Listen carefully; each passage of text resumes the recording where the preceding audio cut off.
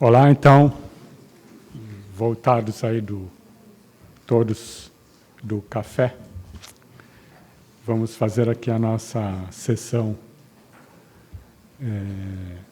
com a presença aqui do Omar Kaminsky, do Luca Belli e do Diego Canabarro.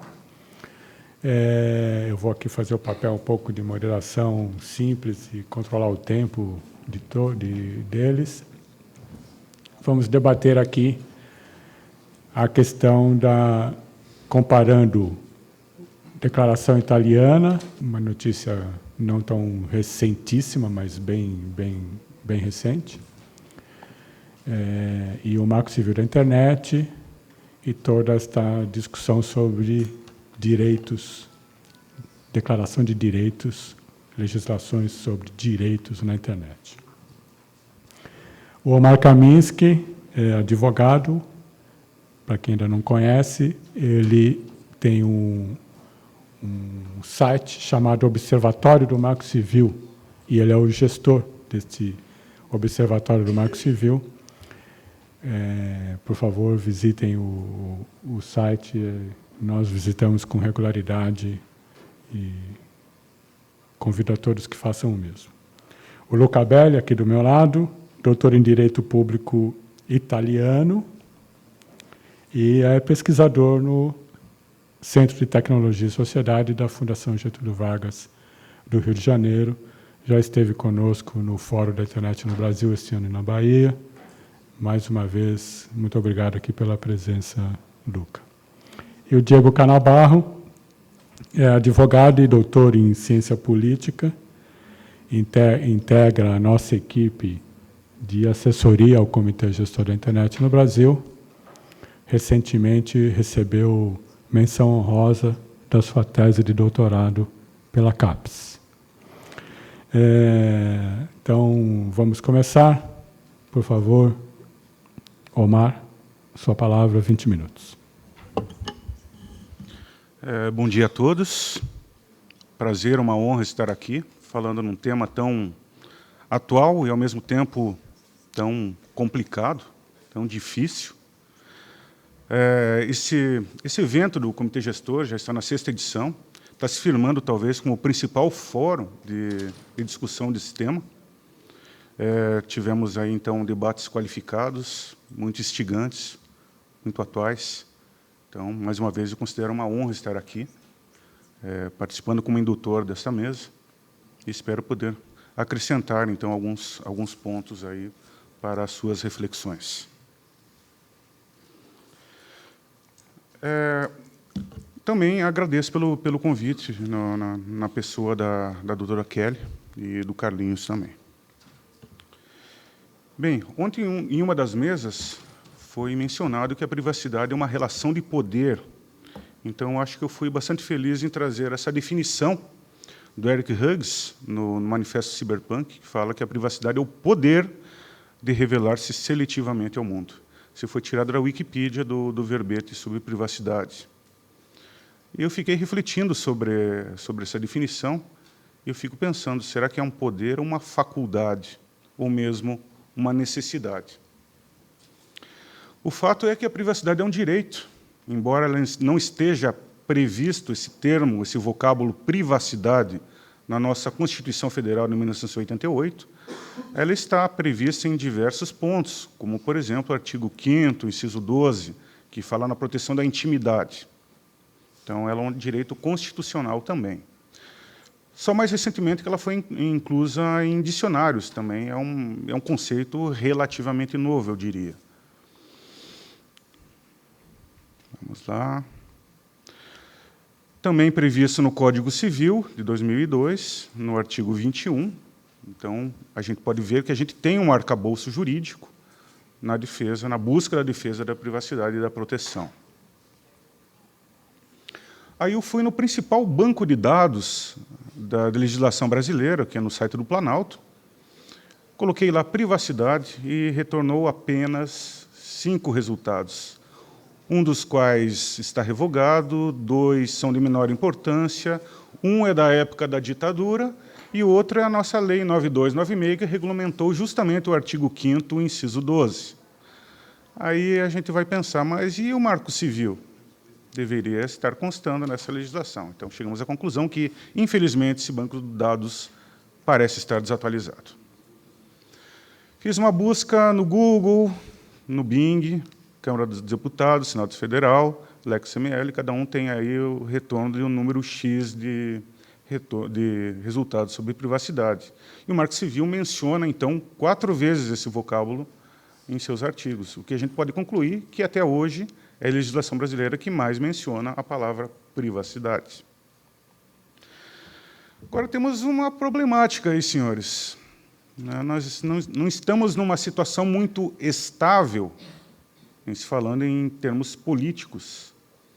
Então, há uma divisão aí de opiniões, onde as pessoas acham que o Marco Civil, ao invés de ser uma Constituição da internet, ela é simplesmente uma lei ruim, porque veio de um governo igualmente ruim, segundo alguns. Outros defendem com unhas e dentes, porque entendem e compreendem que é um grande avanço.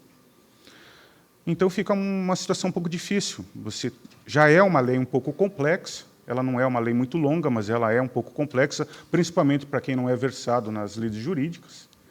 Então, aí a gente tem uma função, mais uma vez, educativa, né, de explicar como isso funciona. Eu acredito que grande parte do público aqui seja jurídico, então não teremos grandes dificuldades.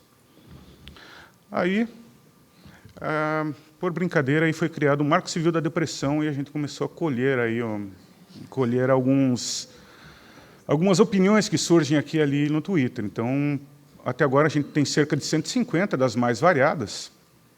Então, a gente vê muita coisa, né? O pessoal, a maior parte das pessoas, a gente percebe que não leem o que diz no Marco Civil e acabam opinando, então, simplesmente soltando opiniões aí, negativas, sem saber sequer o próprio conteúdo. Então, por sorte, tem alguns tweets de bom senso que falam, por exemplo, que as pessoas não gastam nem 10 minutos para ler sobre o Marco Civil. Outro ali, infelizmente, disse que já leu 3 vezes e entendeu quase nada. Então, mais uma vez eu digo, a nossa função é educativa nesse primeiro momento. Lembro aí da palestra anterior, a medida provisória 2200 é 2001, então são 14 anos, e até agora não há uma definição precisa, não há uma adoção em massa da certificação digital. O Marco Civil tem apenas 1 ano e alguns poucos meses. Então, a gente tem aí um longo caminho pela frente. Vejam um dos tweets ali. Quem a controla, a mando de quem, com quais interesses? Censura, né? Ditadura. Aí o outro coloca ali a questão do CPF, e-mail para acessar, mas isso é um contrato de adesão. Todo mundo que vai contratar um provedor vai ter que fornecer CPF, endereço, etc. Outra questão é como isso vai ser fornecido num segundo momento, no caso, numa ordem judicial ou mesmo uma determinação policial. E desses 6, eu acho que só o último faz um pouquinho de sentido, né, que fala que o Marco Civil é baseado na privacidade, mas também recolhe informações de quem comete crimes. Então, não tem privacidade? Acho que, pelo menos, vale a pena pensar. A gente sabe que não é bem assim, mas é instigante. Vamos lá? Ok. Então, o Marco Civil, como a maioria sabe e já leu aqui, né, protege a privacidade, dá garantias a esse aspecto. É uma condição para o pleno exercício do direito de acesso. O próprio princípio da neutralidade prevê ali a vedação em monitorar ou analisar o conteúdo dos pacotes, também é uma forma de defesa da privacidade, embora careça ainda de regulamentação. O artigo 10 fala na guarda e de disponibilização dos registros de conexão e acesso, que é um ponto nevrálgico, acredito eu, né? Bem como dados pessoais e comunicações privadas.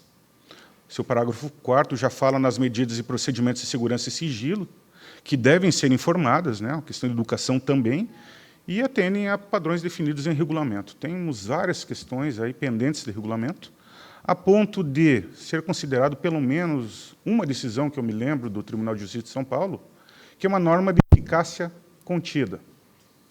Então, talvez, mesmo a guarda de dados, por não ter provisão legal, segundo o entendimento desse magistrado, não seria exigível, então, judicialmente.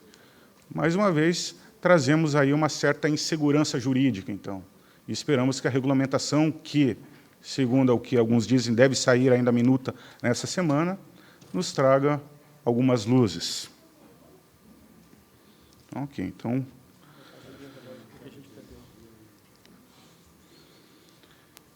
Então, mais uma vez, o artigo 11 também carece de regulamentação, né?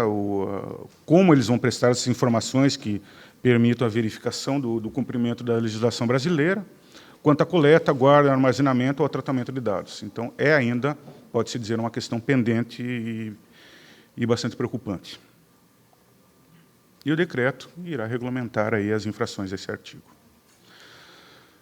Projetos de lei, senhores. Mal temos o Marco Civil em vigor, já temos aí um punhado de projetos de lei. Alguns que a gente pode ver são bem-vindos, são bem-intencionados, outros talvez nem tanto. 2 no Senado, são 4 ou 5 na Câmara, e eu inseri mais um do Senado, aqui, que seria a questão, foi advindo da CPI da pedofilia, né, que cria algumas situações próprias na investigação desse crime, envolvendo, inclusive, a entrega de logs. Ontem nos foi trazido, pelo Marcel Leonardi, do Google, que o projeto de lei da Câmara, 1879, o famigerado, que pede CPF na guarda de logs para aplicações, acabou recebendo, então, um parecer pela rejeição, que, ao meu ver, deve ser comemorado. Outro interessante, que insere o direito ao esquecimento, armazenamento de dados de usuários inativos, eventualmente falecidos, também me parece interessante, pelo menos a ideia, a implementação talvez se mostre um pouco difícil. E os últimos 3, um deles é bastante absurdo, que veda o conteúdo de juízes e promotores na internet. Ele foi pouco comentado, mas cria-se uma barreira, então, que juízes e promotores não devem comentar nada, não devem se expor na internet. Eu acredito que acabe sendo rejeitado também. E centros compulsivos na internet, né, os viciados em tecnologia.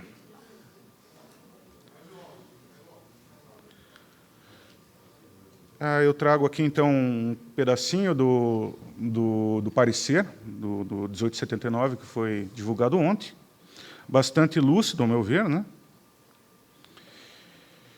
que atribui aos provedores de aplicação um ônus gigantesco no que se refere ao armazenamento e tratamento das informações. E seria mais uma informação, CPF, por exemplo. Nome e CPF de pessoas são informações facilmente encontradas na internet, tudo sobre todos, por exemplo, que nos endosse isso. E o simples preenchimento desses dados não garante que foram realmente informados pelos seus reais donos. Então, pelo jeito, vai agora a votação da comissão, e acredito eu que deve merecer aí a rejeição. O Windsurf falou, quando no Net Mundial, que é preciso avaliar a eficácia do Marco Civil. Então, a gente tem que estudar qual é o resultado. A gente tem uma lei no papel, mas e como ela vai ser aplicada? Quão efetiva ela será? Então, no Marco Civil, acabou nascendo a nossa iniciativa, que é o Observatório do Marco Civil da Internet, omci.org.br. Então, a gente traz aí, mensalmente, pelo menos 4 decisões, e, na medida do possível, buscamos comentá-las. Também trazemos os projetos de lei, trazemos notícias relevantes, vídeos, etc. Temos aí a intenção de trazer um banco de dados acessível, público, gratuito, sobre esse tema. Alguns dados, rapidamente, algumas estatísticas, alguns obstáculos. O principal, segredo de justiça, previsto no artigo 22 do Marco Civil. A gente tem visto quase metade, ou se não mais, das decisões judiciais em segredo de justiça. Só que essas decisões acabam sendo publicadas no Diário Oficial, no Diário da Justiça. Então, a gente vê que esse segredo de justiça está um pouco capenga. Então, de um lado existe, você tem a dificuldade de acessá-los nos processos eletrônicos, mas ele está público no Diário Oficial, no Diário da Justiça. Então, isso é algo muito relativo. De um modo ou outro, a gente evita, então, trazer os que são decretados o segredo de justiça. Mas é uma dificuldade e, ao mesmo tempo, é uma proteção à privacidade. Então, ele tem os dois lados, é dicotômico. Comentar casos concretos ainda é um tabu, existe uma certa ética de não se comentar isso, ou não se abordar o caso, então a gente procura também fazer alguns comentários mais genéricos. Algumas rápidas estatísticas: mais de 50% das decisões vêm do Tribunal de Justiça de São Paulo, que é o maior tribunal do país, então isso é esperado, é previsto. Principais demandados, Google e Facebook, com mais de 90% das demandas, somando os dois. Então, são os grandes players aí. Aí depois vem Mercado Livre, Twitter, etc., mas, de fato, estamos tentando observar para ver quem é o principal. Está, digamos assim, está uma concorrência boa nesse ponto, tanto como autor como o réu. Artigo mais aplicado, 19, seu parágrafo 1º, que determina, então, as condições de você fornecer o conteúdo para ser identificado e removido. Então, a questão-chave, acredito eu, senhores, é a identificação, que foi bem abordada e bem mencionado no painel anterior. Eu acho que é a questão principal. E como nós somos identificados na internet? Eu acredito eu que pelo IP, pelo número IP, todo mundo sabe o que é um número IP, é um conjunto numérico que vem por baixo do nome do domínio, vamos, a grosso modo, vamos classificar assim. Mas temos um problema. O IPv4 praticamente acabou. Então, foi criada uma espécie de gambiarra, que é o CGNAT, que permita que se faça, então, várias conexões, aí, podem chegar até milhões, conforme o caso, dentro do mesmo IP. Isso merece algumas críticas, que eu vou abordar um pouco mais adiante. Então, pelo artigo 5º, inciso 3 do Marco Civil, o endereço IP é o código atribuído a um terminal ou rede para permitir sua identificação, definindo segundo os parâmetros internacionais. O que é o número IP segundo as decisões judiciais? A gente tem observado uma tendência aí crescente e mais ou menos assustadora de equiparar o número IP ao RG da pessoa. Em se falando em IPv6, onde cada um poderá, talvez, cada um tem um IP, ou cada objeto, sua geladeira vai ter um IP, talvez isso faça algum sentido, embora tenha implicações óbvias com a privacidade. Mas não no IPv4, e muito menos no NAT. Então, temos aí pelo menos uma decisão recente do Tribunal de Justiça de São Paulo que fala aí que o IP funciona como se fosse o RG do usuário, e isso foi coadunado na CPI dos crimes cibernéticos por um dos subrelatores, o meu conterrâneo, inclusive, o Sandro Alex, que comentou que o NAT 44, equipamento mais barato, eu já vi estudando isso, dizendo que é uma implementação difícil e não barata, é cara, é bastante caro, e além de ser uma gambiarra, ser algo não perene, algo provisório, já que a solução técnica mesmo é o IPv6. E vamos deixar claro, o IP é como o RG de cada pessoa, de novo. Então, me preocupa essa definição. Conversando com um colega aí pelo IP, ele disse a sugestão, não acredito que seja o RG, está mais para a placa de carro. Aí eu sempre penso, mas as analogias nem sempre se encaixam bem, porque a placa de carro define quem é o carro, né? Que carro é esse. Os dados também estão protegidos, não são acessíveis facilmente, mas dentro desse carro podem ter 1, 2, 4 pessoas. Eu acho, então, que o IP define o que é uma conexão, né? Esse talvez seria um entendimento mais correto. Aí, em se falando de RG, já pensamos no RIC, no Registro de Identidade Civil, agora tem um novo, que é o Registro Civil Nacional. Daqui a pouco a gente vai acabar tendo o IP, de certo, na nossa carteira de identidade. Será que a gente vai chegar nesse absurdo?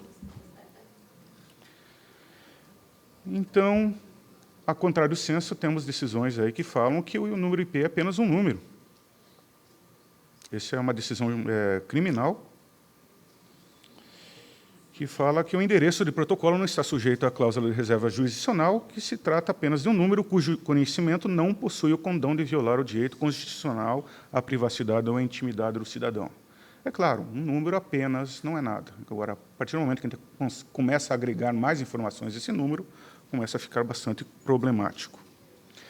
Definições do registro de conexão, que nada mais é do que o conjunto de informações que compreende também o número IP, além da data e hora. Pergunte-se, então, é suficiente isso? A data precisa de conexão e desconexão e mais o número IP, IPv4, talvez IANAT, são suficientes? Eu acredito que sim. Eu acredito que até agora isso foi suficiente.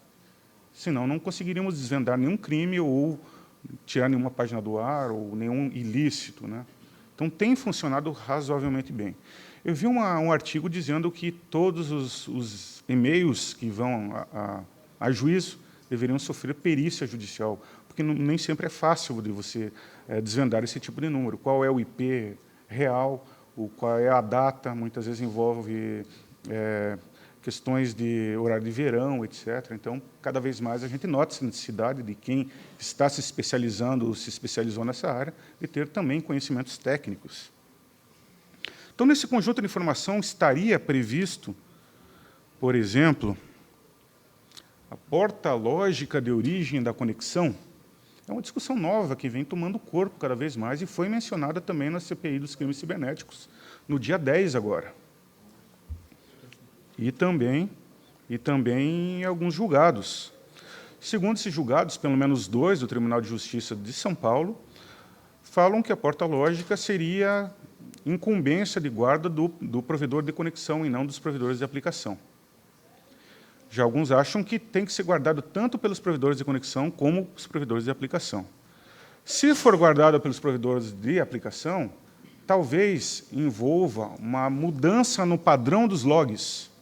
Aí teria um custo extra, uma dificuldade essa quase tão grande quanto a adoção do próprio IPv6. Além de outros problemas, né, de quebrar a arquitetura da rede, o end-to-end, por exemplo, tem questões de segurança bastante preocupantes, aumenta a latência da rede. Então, como eu falei antes e repito, é uma espécie de gambiarra, ela não deve ser visto como algo permanente, sim, provisório. Mesmo assim, a promotora que participou lá da CPI falou que será buscado um termo de ajustamento de conduta com os provedores de conteúdos estrangeiros e talvez uma ação civil pública se a iniciativa fracassar, com o objetivo de guardar e disponibilizar as informações da porta de origem. Então, vai ficar essa discussão aí, quem guarda, quando guarda, e se esse conceito de porta de origem faz parte, então, desses artigos de definição, se está composto naquele conjunto de informações ou não.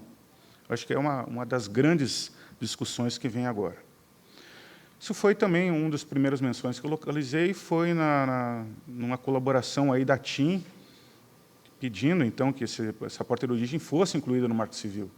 Você vai incluir alguma coisa que é temporária, e aí daqui a pouco muda? Então, gera essa insegurança jurídica. Esperamos que a regulamentação venha, então, trazer algumas soluções a esse respeito. Eu acho que eu fui feliz nesse cartoon aí, que foi mencionado pela Kelly ontem, a questão das paredes transparentes. Eu acho que quanto mais segurança, menos privacidade mesmo. Então, acho que ilustra bem essa nossa questão. Meu tempo estourou. Entrando, então, já no tema principal, que é a Declaração de Direitos Italianas, que me chamou a atenção principalmente foi o artigo 10, que fala na proteção do anonimato. Nós temos uma Constituição Federal de 1988, artigo 5º, inciso 4º, fala na vedação do anonimato. Eu acredito que esse seja um outro contexto. Em 1988, a gente não tinha internet comercial e não tinha internet no Brasil. Então, a gente está tentando também fazer algumas gambiarras aí e dizer que não, esse anonimato é muito relativo. Então, por exemplo, a diferença entre anonimato e navegação anônima seria uma das questões a serem colocadas, e a diferença entre pessoa identificada e pessoa identificável. Então, eu provoco desde já o Dr. Luca aqui que nos fale um pouco dessa proteção do anonimato e o que isso pode nos beneficiar, então, na legislação brasileira. Declarações de direitos, senhores, são direitos humanos. Então, a gente tem que pensar o que é importante para a gente, o que é indispensável, o que deve ser protegido. Isso apenas é uma brincadeira. Então, apesar de ter tudo isso aí, o que é importante para a gente? O Wi-Fi, né? E não só o Wi-Fi, é uma bateria que dura um pouco mais, né? Nossas baterias não tão grande coisa. Mais do que nunca, eu acho que o nosso foco, privacidade, é a dignidade da pessoa humana. Nesse momento difícil do país que a gente está enfrentando, a gente tem que valorizar, principalmente, a nossa dignidade. Obrigado, senhores. Fico à disposição.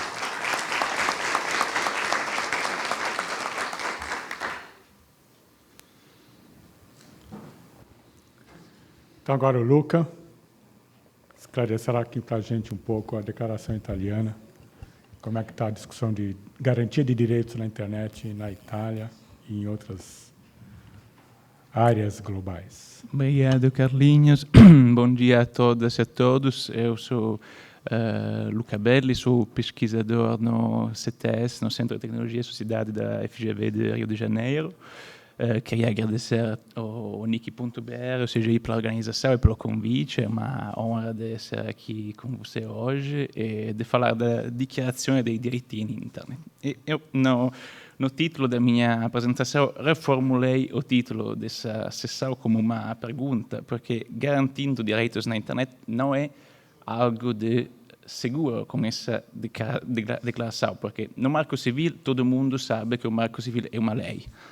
Na declaração, ninguém ainda sabe qual é a natureza jurídica da declaração. Então, hoje vamos falar da gênese duplamente política da declaração, que foi iniciada, o projeto foi já iniciado em 2005, e foi uma ideia, uma iniciativa política, e depois foi ressuscitada em 2014, uma outra vez politicamente. Depois vamos analisar a dimensão jurídica da declaração e o conteúdo, e particularmente quais novidades há na declaração, o que seria realisticamente realizável no conteúdo da declaração, o que falta e qual poderia ser o futuro da declaração. Então, a gênese da declaração, a primeira iniciativa foi a iniciativa Tunisi Mon Amour, que foi uma iniciativa ideada pelo Stefano Rodotà, ilustre jurista italiano, foi também presidente da Autoridade Italiana pela Proteção dos Dados Pessoais.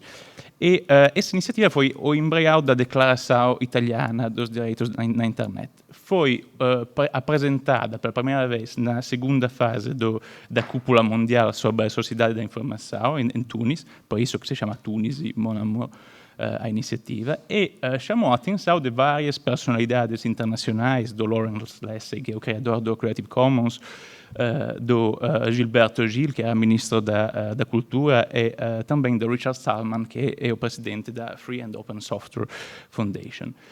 O objetivo da iniciativa é a definição de princípios constitucionais para definir um equilíbrio, um balanço democrático entre direitos humanos e exigências de segurança do mercado e direitos de propriedade intelectual.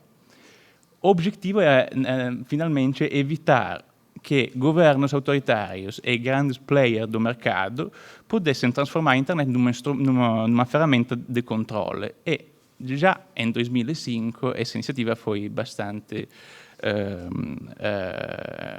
interessante na medida em que começou já a prever a evolução da internet nos 10 anos seguintes. A segunda etapa foi uma criação de uma coalição dinâmica do Fórum da Governança da Internet das Nações Unidas, a Dynamic Coalition on the Internet Bill of Rights, a coalição sobre a Declaração dos Direitos, e o objetivo era a definição de princípios que deveriam ser implementados, protegidos pelas Nações Unidas. E o primeiro resultado concreto dessa iniciativa foi no IGF brasileiro, em 2007, o IGF das Nações Unidas no Rio, em 2007, uma declaração conjunta do subsecretário Vimercati, subsecretário italiano, e do ministro da Cultura Gilberto Gil, pela promoção de uma declaração. Depois, no lado brasileiro, esse documento alimentou o debate sobre o marco civil. No lado italiano, nada aconteceu até o 2014, por várias razões. A razão principal é que entre 2008 e 2015, na Itália, a gente teve 4 presidentes do Conselho diferentes, com 4 agendas políticas diferentes. Entre 2008 e 2011, a prioridade do governo Berlusconi não era a internet, tinha prioridades mais lúdicas. E, em 2012, o governo Monti tentou de fazer uma consulta sobre princípios gerais da internet, mas a participação foi verdadeiramente exígua, quase inexistente. O governo Letta, em 2013, não considerou o assunto.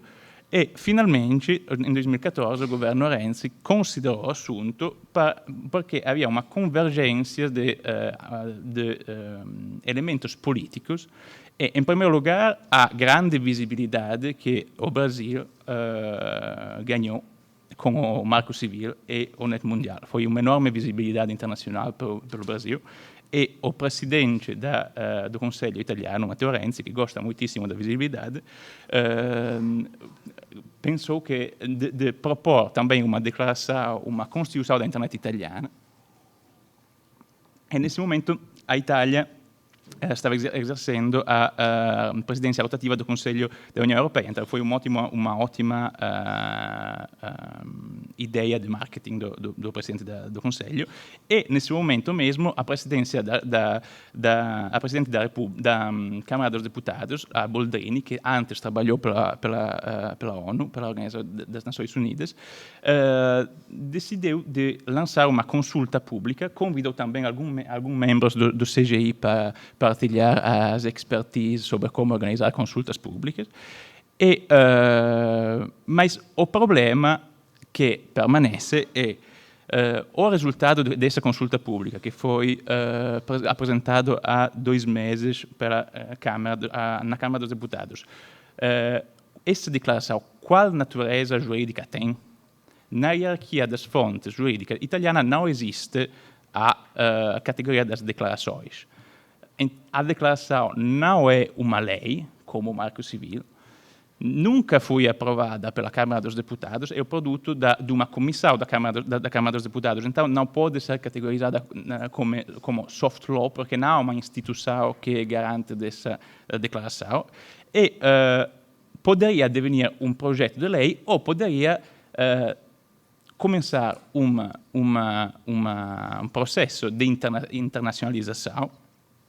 E esse parece o objetivo da declaração, que no preâmbulo mesmo afirma que o objetivo é conferir uma fundação constitucional a princípios e direitos na internet e adquirir uma dimensão supranacional. Então, poderia ser uma carta magna, uma constituição internacional da internet, que pode definir o fundamento constitucional das normas subordinadas e os limites das normas subordinadas, ou poderia ser uma norma programática que poderia ter como finalidade a elaboração de novos instrumentos internacionais sobre direitos humanos e internet. No caso da Carta Magna, mas também no caso da norma programática, vamos analisá-lo depois, há vários problemas. Os 2 problemas principais é que a dimensão social e territorial da dichiarazione, nesse momento, é essencialmente italiana. Foi elaborada, mesmo se tem uma ambição supranacional, foi elaborada pela comunidade italiana, pela consulta italiana e considerando sensibilidades italianas e europeias. Então, ainda falta uma internacionalização. A dimensão multissetorial também parece um pouco carente, porque a dichiarazione afirma explicitamente que é necessária a participação de todos os interessados, mas sem incluir no debate de um instrumento supranacional os interessados de países em desenvolvimento, de outros países, ou do setor privado de outros estados, parece muito ambicioso poder adquirir uma dimensão supranacional. Então, quais são as soluções que eu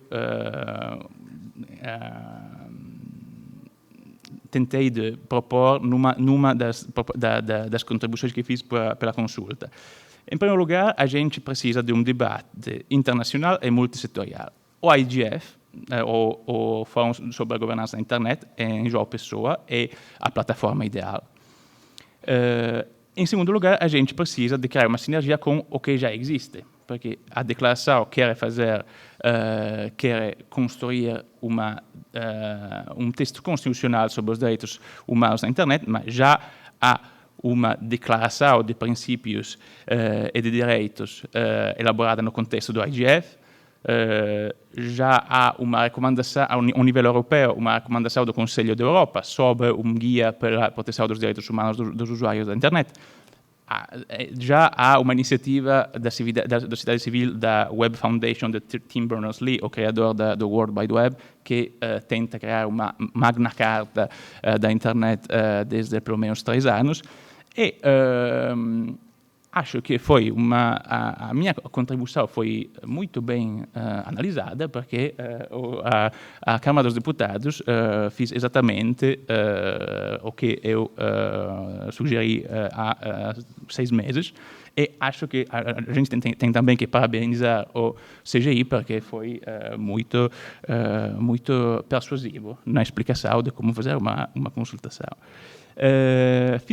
Outro ponto muito importante é quem é que poderia ser o garante da implementação da dichiarazione. Se for uma lei costituzionale italiana, no modello da Charte de l'Environnement francesa, che foi construída de maneira participativa e depois incluída na Constituição, deveria ser o sistema jurídico italiano. Se for uma recomendação europeia, parece difícil poder implementar a raccomandação sobre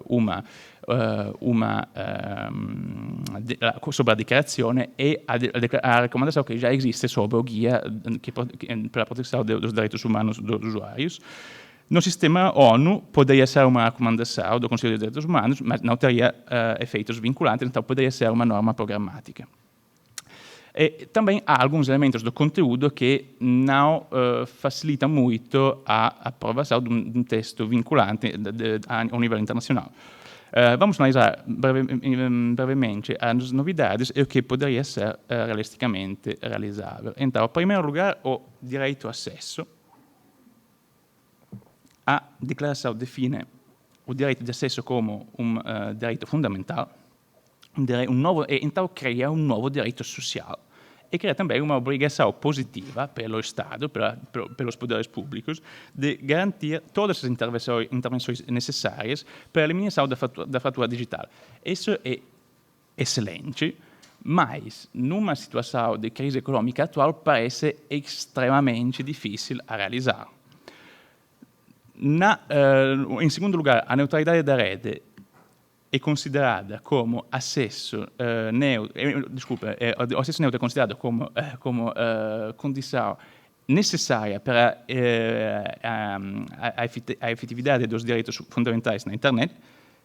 É verdade, é extremamente positivo, mas também uma referência ao papel instrumental da neutralidade da rede para manter uma arquitetura aberta da internet, para manter a livre concorrência, que significa também igualdade de oportunidades pelos usuários de entrar no mercado da internet e de participar à internet.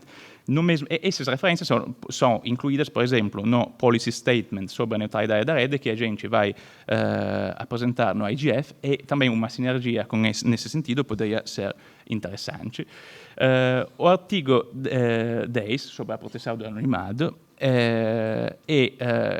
a dichiarazione define também a proteção do anonimato como algo de fundamental. Define o direito de utilizar ferramentas técnicas que protejam o anonimato e evitem a coleta de dados.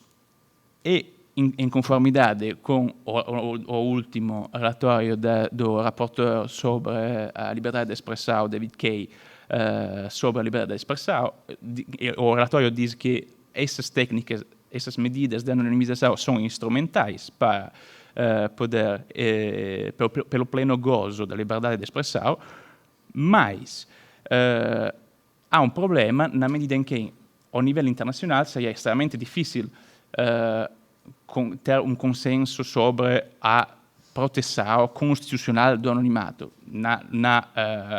No Brasil seria inconstitucional.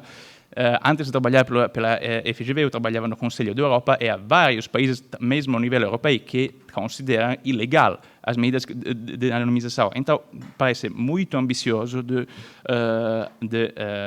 ter uma proteção do anonimato como direito fundamental, mesmo se é uma ideia extremamente positiva. E o segundo problema é que o objetivo do anonimato é permitir a liberdade de expressão, sem riscos. mas a declaração não reconhece explicitamente a proteção da liberdade de expressão. Então, reconhece o direito à medida de proteção, mas não o direito à liberdade de expressão mesma. Direito ao esquecimento, que é uma consequência do caso Google Spain, e, na verdade, é um direito a ser desindexado pelos buscadores online. Mesmo se é uma ideia extremamente positiva, não parece necessário proteger explicitamente o direito ao esquecimento quando já há uma proteção do direito à oposição do tratamento dos dados pessoais e o direito ao cancelamento dos dados pessoais, que são a base do direito ao esquecimimento. Esses direitos são já reconhecidos nos artigos 5 e 6 da Declaração e, na Europa, pelo menos, são reconhecidos para vários instrumentos vinculantes. E, no nível internacional, o direito ao esquecimento seria extremamente difícil a concordar porque é incompatível com a liberdade, a concepção americana da liberdade de expressão, da freedom of speech, que não é compatível com a desindexação de informações de uma plataforma. Para concluir a apresentação, algumas ideias sobre o futuro da declaração. É essencial que seja discutida de uma maneira aberta, que seja discutida ao nível internacional e, como já disse antes, o IGF é uma plataforma ideal para começar essa discussão. Se a gente quer considerá-la como uma norma programática, poderia ser considerada como uma norma que, eventualmente, no futuro, poderia orientar a elaboração de um pacto internacional sobre direitos na internet, que poderia completar o International Bill of Rights já existente, que inclui já a Declaração dos Direitos Humanos das Nações Unidas, o Pacto sobre os Direitos Civis e Políticos e o Pacto sobre os Direitos Econômicos e Sociais. O texto da declaração, se modificado, analisado de maneira aberta num fórum internacional, poderia ser uma ótima norma programática para chegar a esse objetivo. Atualmente é um ótimo documento, mas tem ainda vários elementos críticos que devem ser resolvidos e a discussão exclusiva ao nível italiano não parece suficiente para discuti-los. Então, a minha sugestão é de ter uma discussão dinâmica, interativa no IGF e, ainda uma vez, queria parabenizar o CGI para co-organizar essa discussão no IGF. Muito obrigado pela atenção.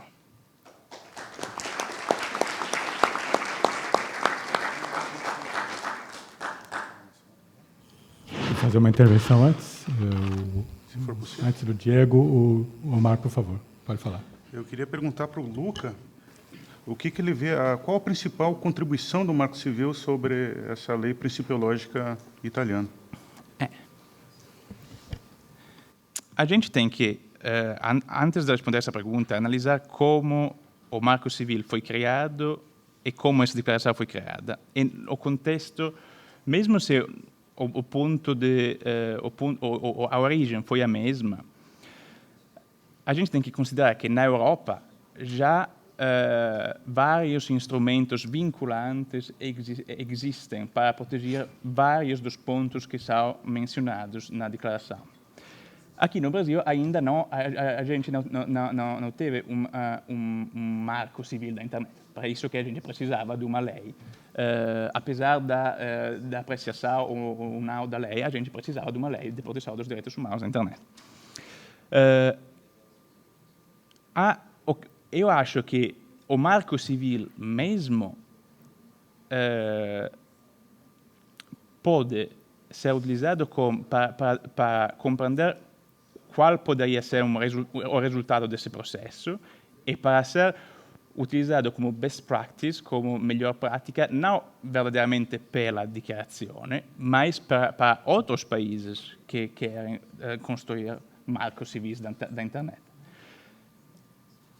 A dichiarazione pode ser desenvolvida em sinergia com os princípios também do Marco Civil, poderia ser a base que permitiria o desenvolvimento desses marcos civis da internet.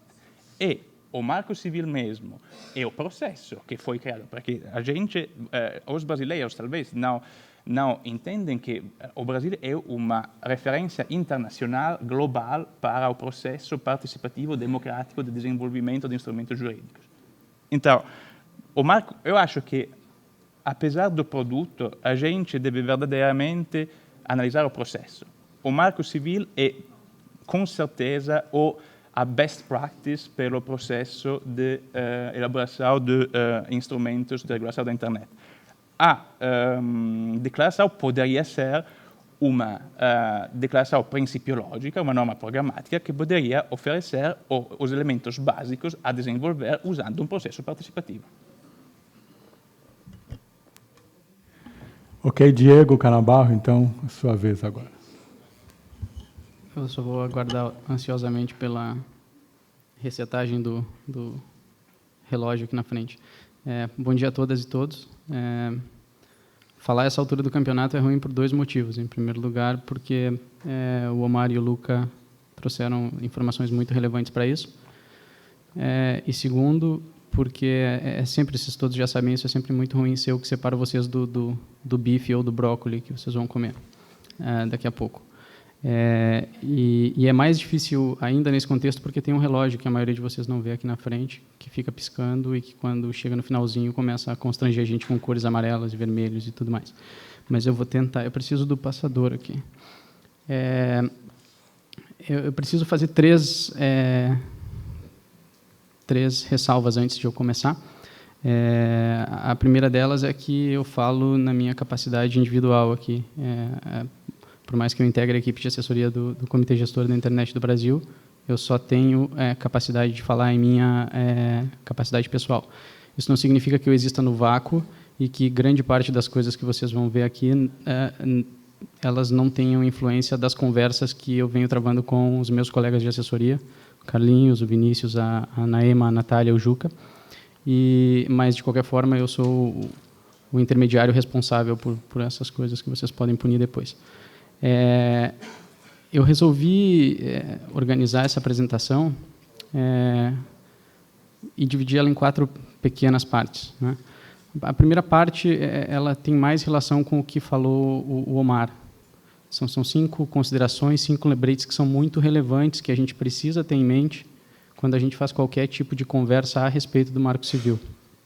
E cada vez que eu leio as coisas que vêm sendo escritas, as interpretações que vêm sendo dadas para o texto do Marco Civil, as informações que pessoas em público vêm trazendo a respeito do Marco Civil, se reforça em mim a necessidade de que essas considerações elas são cada vez mais importantes de serem feitas.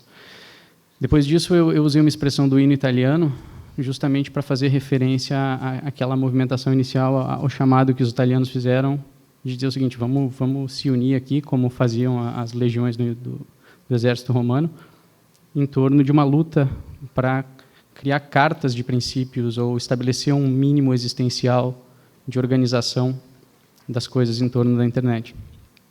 Aí eu vou trazer uma tabelinha comparada que a gente na assessoria construiu, para o fim de entender um pouco o que estava acontecendo lá no Marco Civil, já que o próprio Luca trouxe a informação de que o CGI teve e continua tendo um canal de diálogo com os responsáveis, os deputados responsáveis pelo desenvolvimento da declaração no parlamento italiano. E aí, no final, eu vou tentar fazer uma síntese de toda essa bagunça, se é que é possível. Mas as 5 considerações iniciais que eu queria fazer são relacionadas à importância da gente considerar uma coisa que é um elemento muito típico de direito internacional público na interpretação de tratados, que são, digamos assim, o conjunto formalizado de trabalhos preparatórios que, teoricamente, guiam a interpretação de qualquer texto normativo.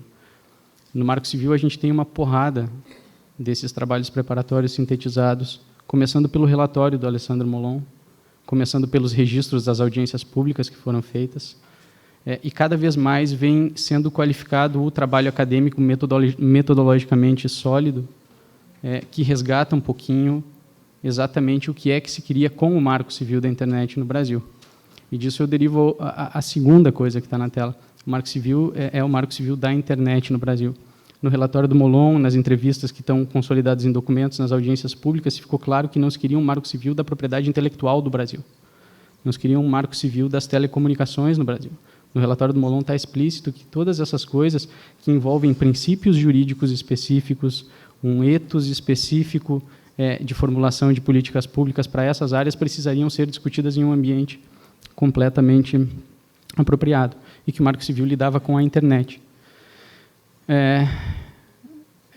O Omar trouxe aqui a ideia do Tribunal de Justiça de São Paulo, que atribuiu o endereço IP, ou equiparou um endereço IP a um RG.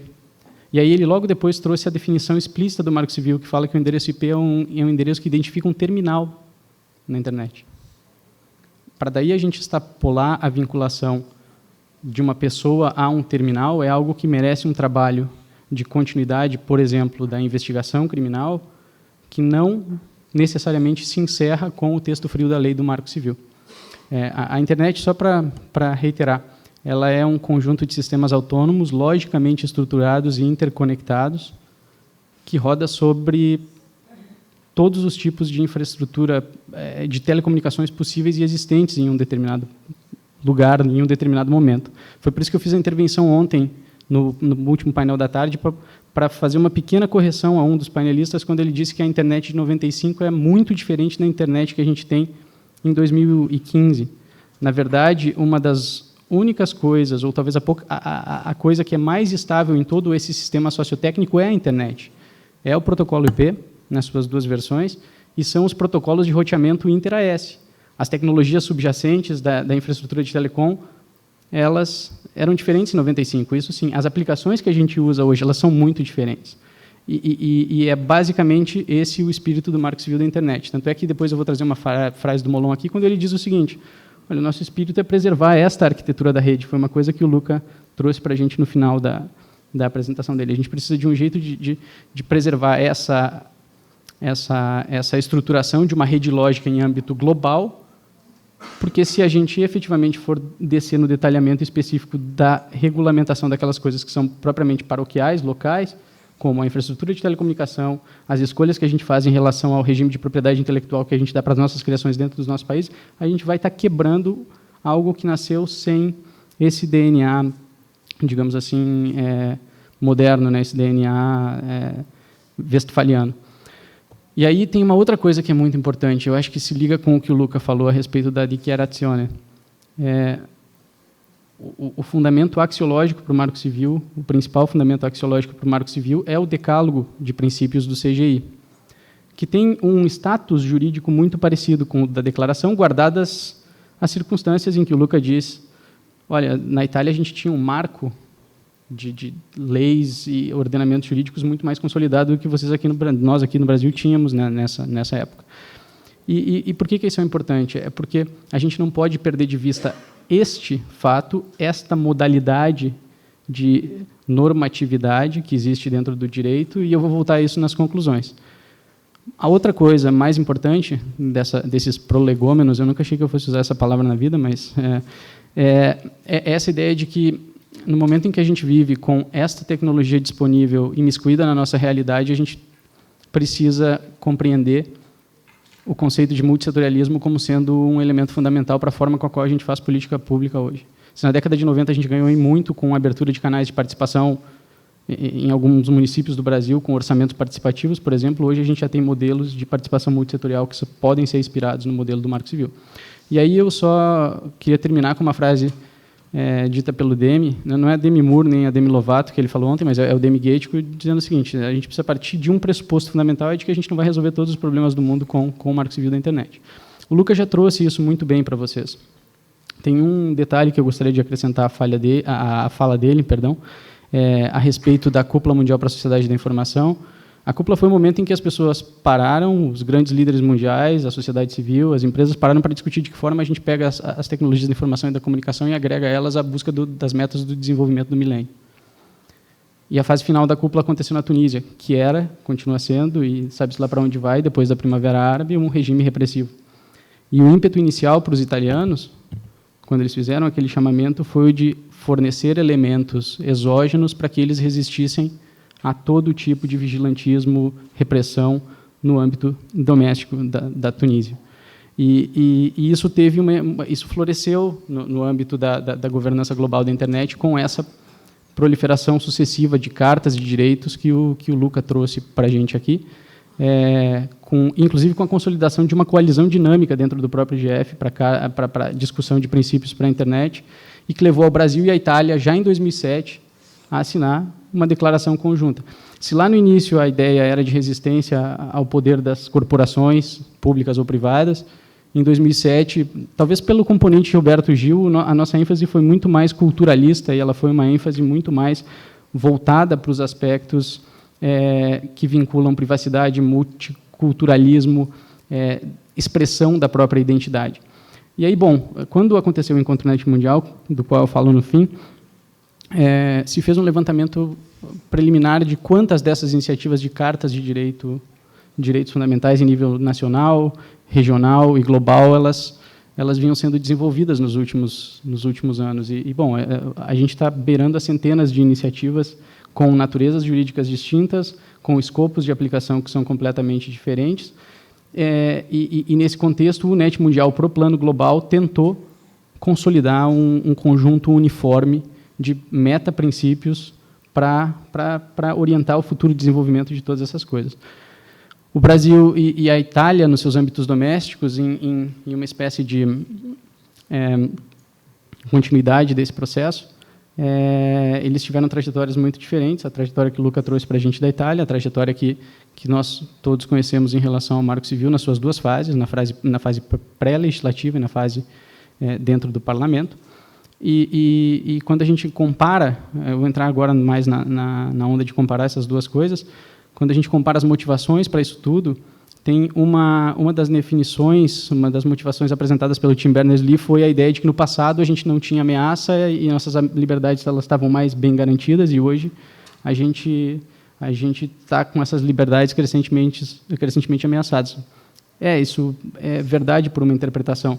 O problema é que isso abre margem para que a gente pense que houve uma era de ouro em que as nossas liberdades estavam completamente protegidas e a gente não precisava se preocupar com nada.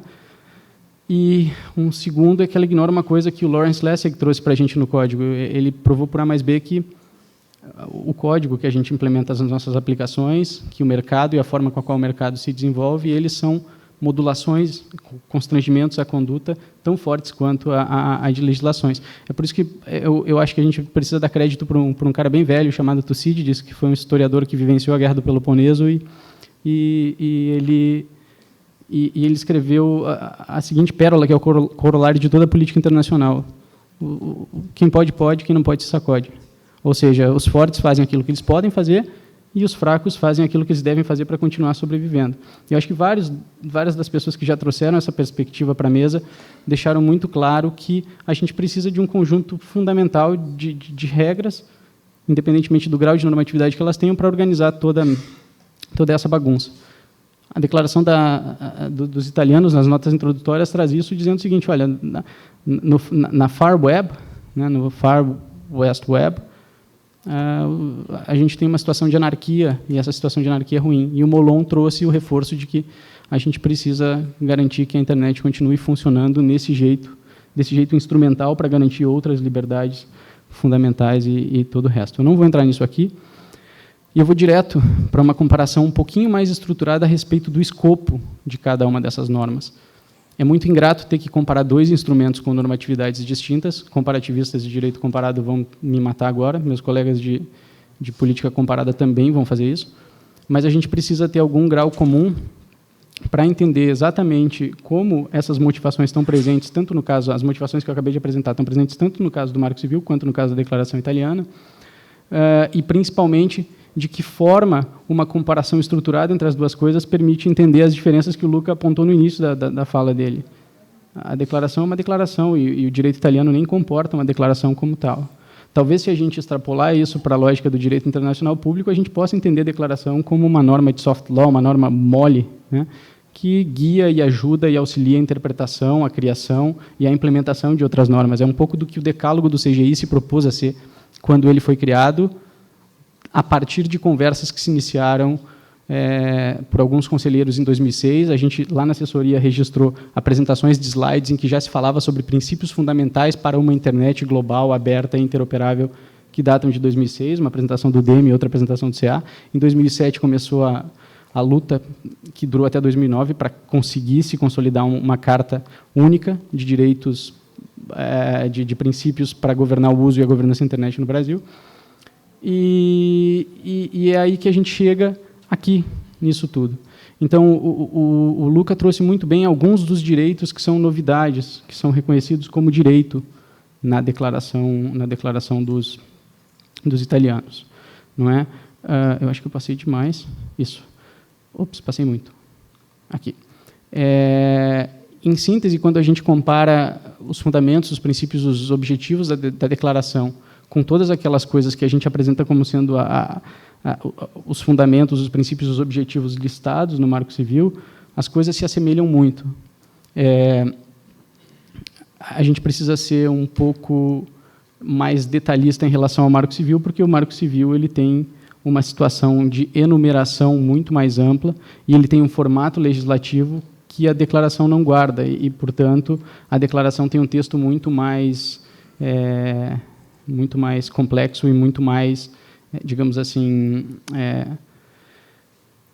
organizado, com início, introdução, desenvolvimento e conclusão. Certo? A mesma coisa acontece para a listagem de direitos e garantias fundamentais em cada um dos documentos. O que a declaração, e o Luca trouxe isso aqui, trata como um direito de acesso, como sendo algo que integra o rol de direitos fundamentais da pessoa, o Marco Civil tratou como uma espécie de norma programática. O Estado brasileiro precisa se movimentar para garantir condições que garantam o acesso de todos, porque reconhece o acesso à internet como uma condição elementar para o exercício da cidadania hoje em dia. E um pouco do desafio que os formuladores de políticas públicas têm e terão no Brasil a respeito disso é um pouco das inquietações que o Luca trouxe a respeito de do quão problemático é se implementar e se garantir o direito de acesso como norma positiva no ordenamento jurídico de um determinado país. Uma coisa que foi extirpada do contexto do Marco Civil foram as discussões a respeito de direito autoral, por conta de todo o processo de evolução da reforma da legislação de direito autoral no Brasil. E nesse caso, na declaração italiana, isso pode ser entendido como uma espécie de retrocesso. Se condicionou o acesso ao conhecimento e à educação aos direitos morais e materiais dos autores, de forma explícita. E esse é um dos pontos que nas coisas que eu li a respeito da declaração, vem sendo bastante criticados, porque se deixou explícito no texto que o direito de acesso ao conhecimento pode ser flexibilizado. O Marco Civil dividiu suas tarefas de proteção à privacidade com todo o escopo de legislação pertinente, e justamente pela natureza mais abstrata da declaração, que a declaração trata dessas coisas de um jeito muito, muito difuso, não tão preciso e específico. Mas a declaração protege explicitamente o anonimato, e ela, como o Luca bem disse, ela protege o anonimato como um dos instrumentos fundamentais para o exercício de direitos civis e políticos, mas ela não deixa de consignar que limitações elas podem ser apostas ao direito de anonimato que uma pessoa possa vir a pleitear no judiciário. A autodeterminação informativa, que é algo que a gente já ouviu bastante a respeito, ela também consta de forma explícita da declaração. No Marco Civil, ela consta de forma implícita. As normas e o teor das normas que constam da declaração, elas se encontram distribuídas ao longo do texto do Marco Civil. Uma coisa que é muito interessante é que a declaração optou por definir um direito, um conjunto de direitos e garantias das pessoas em relação às plataformas. E a plataformas a gente pode entender como grandes aplicações que operam na internet, que são coisas muito semelhantes quanto o regime de proteção de privacidade, sigilo das comunicações privadas e etc., em relação ao Marco Civil. Eu não vou partir detalhadamente do restante da tabela, porque já está vermelho aqui, mas é porque a gente tem, né, na assessoria uma versão traduzida da declaração italiana, e essa tabela, a gente tem uma tabela que compara tudo completamente de forma exaustiva e vai postar isso no Observatório da Internet do Brasil. Essa tabela ela foi gerada com o auxílio do Doneda, do Luca, do CAF, do Carlos Afonso do ITS do Rio de Janeiro, do Carlos Afonso, conselheiro do CGI. O Doneda, o CAF, o CA e eu, a gente traduziu a declaração para o português e a gente vai remeter em nome de todo o Comitê Gestor da Internet do Brasil essa declaração para os italianos para que eles divulguem isso no site. Mas, de novo, a título de encerramento das coisas que eu tinha para dizer dessa comparação complexa é que talvez o melhor seja a gente começar a tratar da comparação do decálogo, do conjunto de informações do decálogo com o conjunto de declarações que os italianos fizeram recentemente. Tem uma coisa que é muito importante, é que o momento consequente, né, o posterior à adoção da declaração, o posterior à adoção do Marco Civil, eles guardam características que devem ser completamente diferentes a partir de agora. Os italianos agora entram no sentido das batalhas que nós tivemos de 2011 a 2014 para tentar operacionalizar aquelas coisas abstratas que estão no coletivo, no imaginário coletivo, no decálogo do CGI, e etc., e a gente passou por isso dentro do legislativo. Finalmente, essa é a minha última frase, eu prometo, além da piadinha de encerramento, tem uma coisa que é a evolução da concepção de governança da internet de 2005, quando a Cúpula Mundial da Sociedade da Informação trouxe para a gente a noção de que governança da internet se faz com princípios, normas, regras, procedimentos, regras de tomada de decisão e programas que moldam a evolução da tecnologia, o uso da tecnologia e etc. Nesses 10 anos que se passaram, basicamente consenso o quão difícil essa parte mais dura de regras e procedimentos para tomada de decisões, eles são para que a gente consiga organizar uma tecnologia que encerra a tensão entre a vinculação da sua infrafísica com a soberania territorial dos Estados, com a transnacionalidade de todos os fluxos que a gente gera a partir desses elementos daqui de acolá.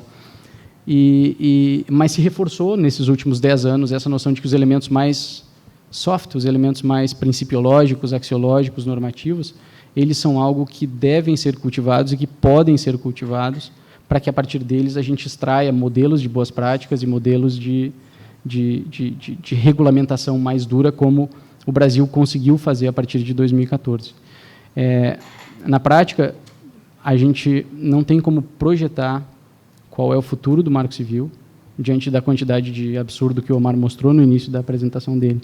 A gente agora inaugura e está num momento no Brasil em que a gente precisa, reitero, conhecer as motivações, conhecer o processo histórico de construção do Marco Civil, para que a gente evite medidas e mecanismos que possam destituir a natureza do próprio Marco Civil daquilo que a gente quis quando a gente começou a discutir ele formalmente em 2009.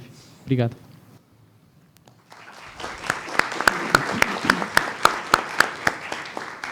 Obrigado, Diego. Eu vou, então, abrir espaço para formulação de perguntas, que as pessoas podem se dirigir aos microfones que estão aqui nos corredores. E temos alguns, não muitos minutos, mas alguns minutos. E antes de eu passar a palavra para quem for formular perguntas, eu queria propor também uma questão aqui para vocês três, que é a seguinte.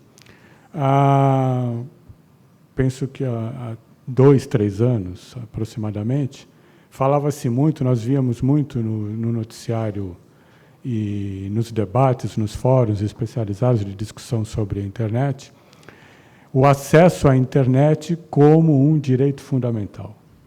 Isso foi dito pelo Tim Berners-Lee, Isso foi dito por diversas outras personalidades, constou inclusive do relatório do Frank LaRue, que esteve conosco numa das nossas conferências, em julho, que foi relator especial de direitos humanos na ONU, de direitos humanos, não, de promoção e proteção ao direito de liberdade de expressão. Ele apontou como acesso à internet como um direito fundamental.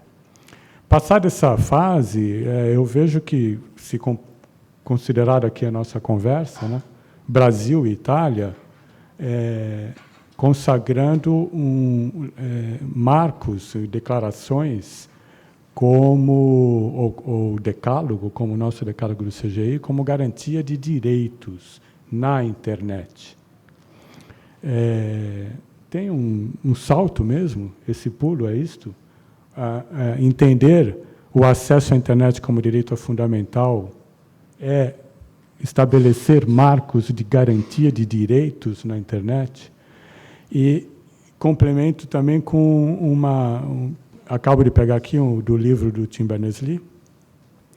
Ele, inventor da web, como vocês sabem, ele dizia que ele concebeu a web para um efeito social, auxiliar as pessoas no trabalho conjunto, e não como um brinquedo técnico. O objetivo final da web é amparar e aperfeiçoar nossa existência em rede no mundo. Aí eu me pergunto, e pergunto a vocês, nós temos dificuldades de estabelecer garantias de exercício em rede dos nossos direitos? Por isso precisamos estabelecer garantia de direitos na internet? Tem uma pessoa, a Neide, né, quer formular uma pergunta. Outras pessoas, por favor, vamos fazer mais 2 perguntas que se somam à minha, e aí eles fazem uma rodada de respostas e depois mais uma rodada de perguntas, se for o caso. Na verdade, não é uma pergunta que eu quero fazer, é mais um esclarecimento para a plateia sobre o que o Omar comentou a respeito da porta de origem. Porque o que acontece? Acho que não ficou claro aqui. Quando acabou os números de IPs, os provedores de acesso que não tinham adquirido o sistema IPv6 adquiriram esse sistema, o GC NAT 44, e esse sistema permite o compartilhamento de IPs ao mesmo quando a pessoa faz o acesso à internet. Então, hoje, desde janeiro de 2015, todos nós, brasileiros que fazemos acesso à internet, nós compartilhamos 2, 3 pessoas, como está no início desse sistema, 2, 3 pessoas estão compartilhando o mesmo número de IP. Então, vocês têm ideia de como isso dificulta uma investigação sobre uma pessoa que praticou um crime, já que ao obter informação do provedor de acesso, vai me dar informação de que, olha, nesse momento que foi, por exemplo, colocado uma pornografia infantil na internet, por esse usuário de IP aqui, na verdade, foram 3 que fizeram ao mesmo tempo. Eu tenho 3, 4 pessoas aqui identificadas que fizeram isso no mesmo minuto, usando o mesmo número de IP. Então, essa medida da guarda da porta de origem foi os provedores de acesso, eles mesmos, porque criaram o problema utilizando esse sistema, todos os provedores de acesso estão guardando a porta de origem. E seria muito bom se só essa guarda por eles fosse suficiente para essa identificação unívoca daquele criminoso, enfim, que praticou o crime por aquele IP. Mas, infelizmente, não é. Nós precisamos das 2 pontas, a guarda da porta de origem pelos provedores de acesso e pelos provedores de conteúdo. Há um custo, sim, e esse custo que os provedores de conteúdo não querem suportar. Mas, por outro lado, se a gente for olhar pela ótica do consumidor, e aí eu digo por mim mesma como usuária de internet, eu não quero ser objeto de uma investigação criminal porque eu tive a infelicidade de partilhar o mesmo IP com um criminoso, uma outra pessoa. E a guarda da porta de origem é um dado menos invasivo de investigação que nós temos. Porque qual outra linha de investigação que nós temos que ter? Então, essas 4 pessoas que estão identificadas, eu tenho que pedir uma busca e apreensão na casa dessas pessoas. É uma medida muito mais invasiva. Eu não quero ser objeto de uma investigação por ter tido essa infelicidade, você não tem nenhum princípio, nenhum indício de prática de crime. Porque daquelas 4 pessoas, 3 pessoas, só uma praticou o crime. As outras 3 vão estar sendo objeto de investigação desnecessária. Então, assim, por isso, é um dado que é um dado provisório, é um dado, infelizmente, é um dado provisório. Mas quando o Marco Civil previu lá a guarda do IP, data, hora, era justamente o sentido da lei. Era da identificação unívoca da pessoa que usou aquele IP. Então, perde o sentido da lei se hoje eu só posso ter essa identificação se, além do IP, data e hora, eu também preciso da porta de origem. Ainda que eu acho que, além de porta de origem, tem que ser colocado na lei porta de origem e outra tecnologia que convirja para a identificação unívoca do usuário daquele IP.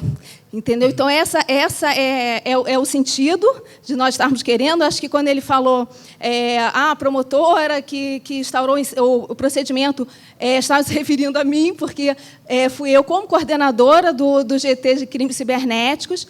Eu sou do Ministério Federal, não sou promotora, sou procuradora da República, mas, junto com o Carlos Bruno, que estava aqui, ele é coordenador de um grupo de trabalho de consumidor da Terceira Câmara, nossa, do Ministério Federal. Então, fomos nós 2. Esse procedimento, inclusive, está nessa Câmara do Consumidor, justamente por essa ótica do consumidor mesmo, de internet, de não ser objeto de investigação, não está nem no âmbito criminal. Então, era só essa explicação que eu gostaria de dar. E nós somos um dos favoráveis que conste, sim, do regulamento do Marco Civil. É um custo, mas eu não quero ser objeto de investigação porque o provedor de conteúdo não quer ter um custo oneroso patrimonial para não guardar um dado, né, que é essencial para a identificação de um criminoso na internet. Bom dia a todos. Eu sou o Diego, do NIC-BR. Eu gostaria de fazer 2 perguntas. A primeira para o Diego. Eu gostaria que ele explanasse um pouco sobre a importância do decálogo de princípios do CGI para a regulamentação da internet. O segundo ponto é uma pergunta para o Luca. Eu gostaria que ele explicasse um pouco sobre o direito à identidade, que é recomendado lá pela declaração italiana. Obrigado. Vamos fazer uma roda seguindo a mesma ordem de fala? Pode ser? Então, começando com o Omar, por favor. Eu acho interessante a proposta de um princípio que considere o acesso à internet como direito fundamental. Isso me parece que já foi objeto de emenda constitucional, ou se não de banda larga, se não me engano, está em trâmite. A questão da porta lógica de origem, como eu tentei explanar, infelizmente o tempo não foi suficiente. Tentei explicar que existem entraves aí da própria lei, de interpretação, de inciso de definição. Temos 2 decisões do Tribunal de Justiça que já consideram que a porta lógica de origem é de cabimento de guarda do provedor de conexão e não dos provedores de aplicativos. Os provedores de aplicativos podem ser do exterior, e aí não vai ter como fazer essa exigência, senão por um trâmite diplomático, grande parte é de fora. Fazer uma gambiarra no Marco Civil para prever isso agora, o trâmite não iria ser suficiente, talvez o TAC seja suficiente, não me oponho a essa previsão, mas eu acredito que a coincidência de 2 usuários entrarem na conexão e saírem no mesmo horário, data, hora e segundos, é muito difícil. Então, o que torna, eventualmente, a necessidade da guarda da porta lógica desnecessária. Mas isso ainda tem que ser evoluído. Eu não tenho um posicionamento formado. O que a gente tem são 2 decisões no Tribunal de Justiça, já como eu coloquei, e algum posicionamento da doutrina, inclusive negativo. Eu acredito que a maioria dos profissionais técnicos sejam contrários a essa gambiarra, como eu me referi. Luca, por favor. Há vários pontos. Vamos começar com umas perguntas do Carlinhos sobre acesso da internet como direito fundamental. Então, a dichiarazione fala do acesso da internet como direito fundamental, mas eu, pessoalmente, acho que concordo mais com a abordagem francesa, o acesso à internet como condição necessária pelo pleno gozo dos outros direitos fundamentais. Ou seja, como eu estava dizendo antes, é extremamente difícil na prática definir uma obrigação positiva dos poderes públicos de implementar o direito de acesso à internet. Mas o de acesso à internet não deve ser restrito, ou seja, sendo essencial, instrumental para poder plenamente goder dos próprios direitos fundamentais. Uma abordagem bem interessante foi desenvolvida em 2009 e 2008 pela Corte Constitucional francesa, quando analisou o caso da ADOPI, autoridade que tinha a possibilidade de interromper o acesso à internet. E a resposta do Conselho Constitucional francês foi que isso não era conforme à Constituição, não porque o acesso é um direito fundamental, mas porque o acesso é instrumental ao pleno gozo da liberdade de expressão. E, para mim, isso é uma abordagem mais viável, mesmo se pessoalmente considero que o acesso deveria ser um direito fundamental, acho que seria extremamente difícil a implementar. A paz no mundo deveria ser essencial, mas extremamente difícil de implementar. Então, a gente tem que ser também pragmática. Segunda pergunta, se temos dificuldades, porque precisamos de direitos fundamentais na internet e se temos dificuldades a exercê-los. O Norberto Bobbio disse que os direitos humanos são o reflexo das condições históricas nas quais a gente vive. E nas condições históricas nas quais a gente vive agora, o pleno exercício de alguns direitos fundamentais que já existem e que não devem ser reiterados. Já existe o direito à privacidade. Na Europa, o direito à proteção dos dados pessoais é um direito fundamental. Já existe como direito fundamental. Esses direitos não são plenamente protegidos porque há uma assimetria entre o usuário, que precisa de proteção, e a entidade que deveria garantir a proteção quando coleta dados do usuário. E o direito à autodeterminação informacional é exatamente isso, ou seja, é o direito de saber como seus dados são usados e de poder escolher como seus dados são usados. O autogerenciamento informacional, ou seja, ser informados e dever exprimir o consentimento pelo tratamento dos dados pessoais, é exatamente isso. Na medida em que um serviço não é pago com dinheiro, mas é pago com dados pessoais, então o consentimento não é mais um instrumento de controle sobre os seus dados, mas é um instrumento de pagamento de um serviço. Nesse momento eu acho que a gente tem um problema e a gente precisa de proteger mais concretamente um direito, porque o direito de um usuário que não sabe como seus dados são usados depois da coleta e que para poder usar um serviço tem que pagar com dados, na minha opinião, não é completamente protegido. Uma observação também sobre a NAT, ou Network Address Translation, que a Neide estava levantando antes. Além de ser crítico de um ponto de vista da privacidade, também crítico do ponto de vista da neutralidade da rede, porque a gestão do tráfego, o que acontece quando há uma Network Address Translation, não é transparente. Então, se um usuário paga para ter uma conexão e depois não pode usar alguns serviços porque o NAT não funciona corretamente, esse é um problema de neutralidade da rede. E a gente aqui, como Marco Civil, tem a neutralidade da rede como princípio garantido pela lei. Finalmente, a última pergunta sobre o direito à identidade na declaração. Direito à identidade é direito que há duas componentes fundamentais: direito à representação da sua identidade de maneira apropriada, de maneira correta, e também o direito de poder escolher quais dados são fornecidos, são coletados. E nesse sentido, acho que não é necessário, pelo menos nos sistemas onde já há uma proteção dos dados pessoais, não é necessário esse componente do direito à identidade.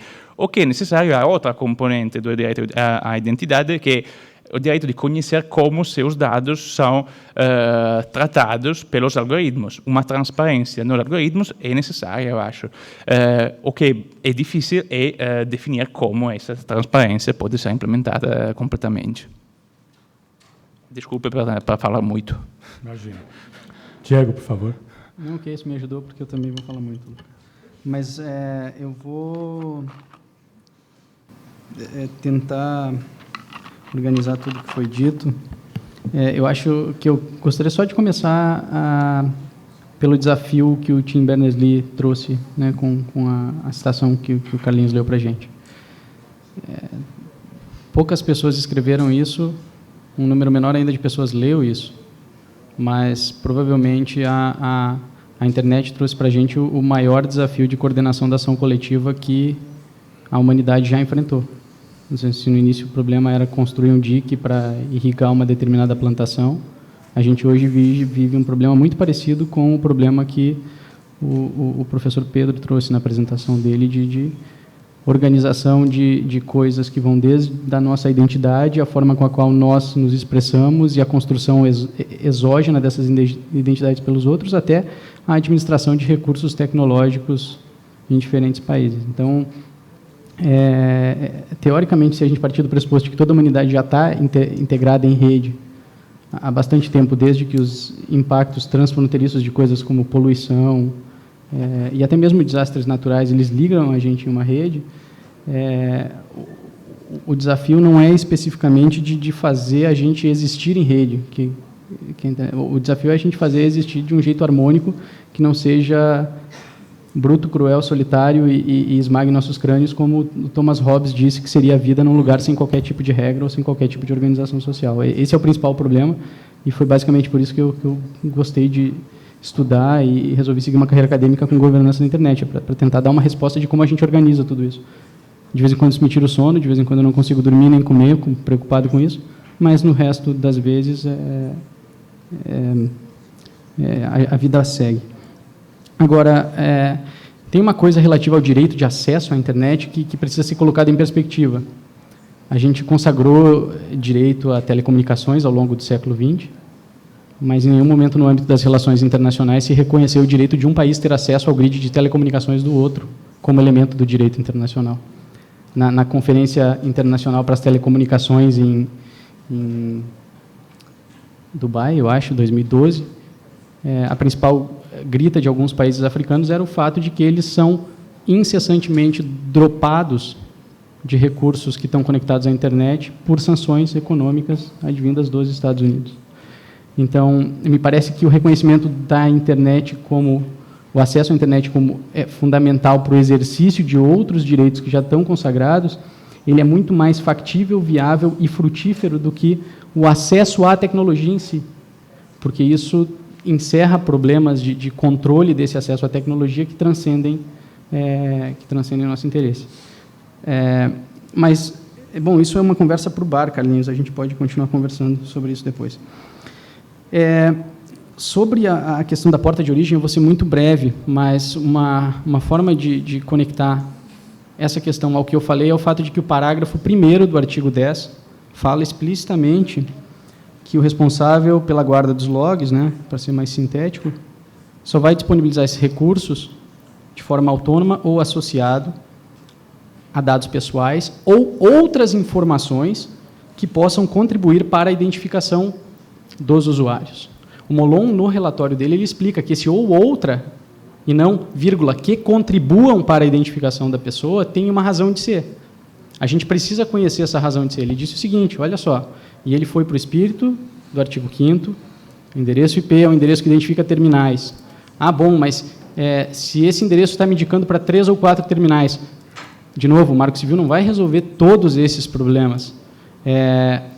Na prática, tem todo um conjunto de evidências circunstanciais que levam ao início e ao desenrolar e à conclusão de uma investigação criminal que precisam entrar na equação desse debate público, senão a gente trata o crime como um elemento completamente alienado de todo um contexto social, de todo um histórico pregresso, de cada um desses agentes que são suspeitos.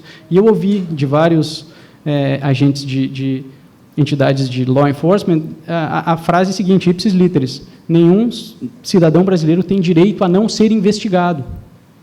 Então, na verdade, a gente precisa também não simplesmente dizer o Marco Civil não resolve esse nosso problema, porque o texto da lei permite a interpretação de que sim, essas outras informações que permitam a identificação da pessoa, somada à informação que identifica os terminais, já está dentro do texto da lei. Talvez essa adaptação não seja efetivamente necessária com o engessamento em um termo específico. E isso está nos princípios, Diego. Não é que a gente entenda, de fato, o texto da lei, o funcionamento da tecnologia, os direitos fundamentais de cada um, os direitos que a gente tem em relação aos demais privados, o direito que a gente tem em relação ao Estado, para tentar ponderar e adequar a correta implementação da lei. Podem ser os princípios jurídicos tradicionais que a gente conhece, de direito constitucional, de lei de introdução ao direito civil brasileiro, mas também outros princípios que estejam fora do escopo do direito em si, mas que ajudem a gente a compreender a melhor forma de interpretar o espírito da lei. Eu vejo que o Tiago está de pé aqui, e eu sei que o Tiago sempre fala, nosso maior desafio é de olhar todas essas equações que se colocam em relação a como interpretar determinado dispositivo do Marco Civil, de forma a garantir os direitos e proteger aquelas pessoas que a gente realmente quis proteger com a questão da lei. Então é o seguinte, o Marco Civil diz, artigo 10, entrega o log, hora, data, endereço IP, né, início e fim. Ok, está bem. Se eu não entregar isso, eu dificulto, bom, vamos para a empiria e vamos ver em quais situações isso está sendo dificultado, em qual não está, para a gente evitar também o que a procuradora Neide trouxe para o debate. Eu, procuradora, vou simplesmente pedir busca e apreensão contra todas essas pessoas. É a situação mais razoável para a gente resolver essa contradição? Tem algum outro elemento? O texto da lei já permite o acesso de outras informações para este ou para aquele indivíduo isoladamente? É por isso que a gente precisa dos princípios. É por isso que a gente precisa fazer uma reflexão um pouco mais apurada do texto da lei, do que levou aquele texto, dos motivos que consolidaram a redação daquele dispositivo, mas, antes de tudo, a gente saber se o próprio dispositivo ele já não comporta aquilo que a gente está pedindo a partir de ampliações formais por meio de decreto. Tiago, só um minutinho, porque pela ordem, o Percival estava na sua frente, ele faz a pergunta a você, depois encerramos as perguntas e fazemos os comentários aqui da mesa finais. Então, eu tinha basicamente duas perguntas. Uma, acho que o Luca praticamente respondeu, era sobre até que nível nós vamos considerar a hipossuficiência do usuário nessas questões e quanto isso é relevante para o que se discute aqui, né? A segunda questão diz respeito a quando, citando o Levi, a quando o virtual se realiza. Ou seja, quando é que nós vamos deixar de falar de cyberespaço, quando é que nós vamos falar de virtualidade e passarmos a tratar todas as questões em rede, todas as questões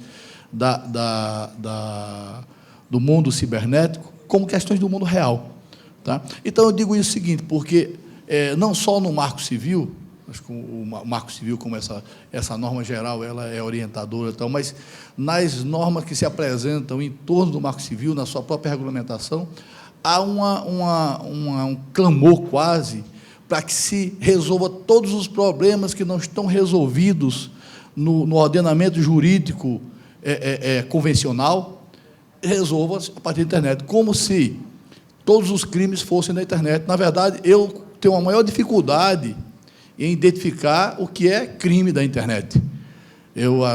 Assim, algumas vezes você consegue pensar em uma, assim, não, mas isso no mundo real você já tem uma resposta. Então, todas as questões que já têm respostas, às vezes, no ordenamento jurídico, às vezes está procurando respostas novas para questões antigas e esquecendo, inclusive, as práticas que já são consolidadas no mundo não virtual, né? E que já resolvem, ou têm seus problemas, já resolvem, já encaminham seus problemas. Então, até que ponto se estuda esse excesso de regulamentação, excesso de legislação, sob o pretexto, o excesso de exigências legais sob o pretexto de que estamos legislando sobre a internet, quando, na verdade, às vezes é o mesmo crime que você precisava, por exemplo, dado ao maior potencial ofensivo, você precisava somente mexer no texto da lei e agravar, porque, por exemplo, se o cara comete estelionato na porta de um banco, tentando convencer um cara a entregar o dinheiro em troca de uns feijões lá da terra do gigante, lá do feijão lá do Joãozinho, é diferente se o mesmo cara faz isso pela internet. Mas o próprio artigo 171 já diz que, quanto maior for o ganho, tal o indivíduo lá, ele vai ser, a pena vai ser maior. Ou seja, se você simplesmente, às vezes, alguns crimes você trata pelo potencial ofensivo, você pode resolver. Bom, enfim, eu tenho alguma dificuldade em localizar exatamente quais são os crimes da internet. Acho que a gente, inclusive, precisava parar de falar desse tipo de coisa, crime da internet. Então, eu queria que vocês falar sobre essa coisa do virtual que se realiza e do que não é mais virtual e, enfim, está no nosso dia a dia. Tiago, por favor.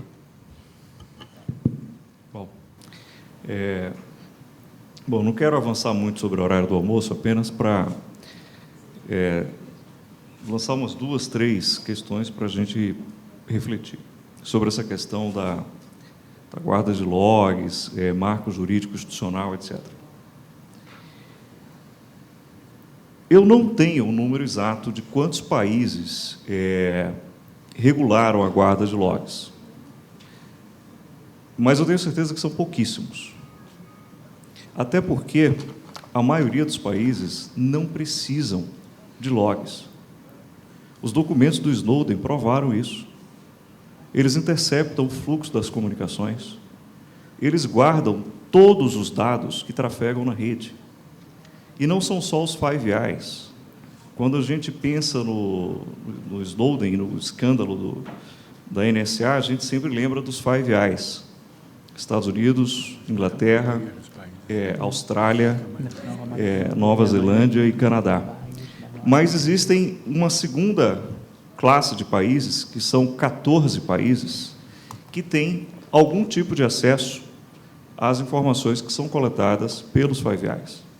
E tem um terceiro grupo de países, que são 33 países, que têm um segundo nível de acesso a essas mesmas informações. Esses países, definitivamente, eles não precisam de guarda de logs. Por quê? Porque eles têm acesso ao fluxo das comunicações que trafegam na rede. Toda e qualquer comunicação. Se você for olhar a capacidade desse novo data center que a NSA está inaugurando em Utah, a capacidade é de guardar todo o fluxo de comunicações da rede durante 100 anos. Então, eles não precisam de logs. Muito bem. O Brasil fez a opção pela guarda de logs. E aí nós estamos diante de uma discussão jurídica que envolve uma colisão entre direitos fundamentais. De um lado, o direito à segurança, do outro lado, o direito à privacidade.